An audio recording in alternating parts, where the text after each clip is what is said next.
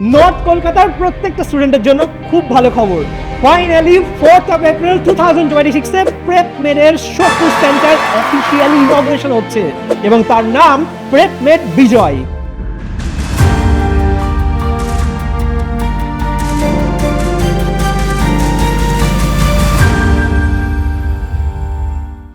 প্রেপমেড বিজয় শুধুমাত্র একটা ইনগ্রেশন ইভেন্ট নয়, প্রেপমেড বিজয় আমাদের জন্য একটা মাইলস্টোন। কারণ প্রেপমেডের গড়িয়া এবং হাজরা সেন্টার ওপেন হওয়ার পরে প্রত্যেকটা নর্থ কলকাতা স্টুডেন্ট জিজ্ঞেস করছিল যে নর্থ কলকাতা সেন্টার কবে ওপেন হবে।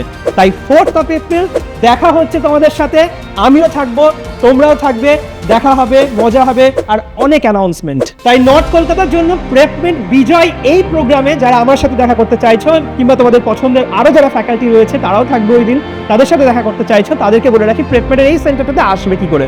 আসার জন্য আজকেই গুগলে গিয়ে টাইপ করো প্রেপমেড সোদপুর সেন্টার।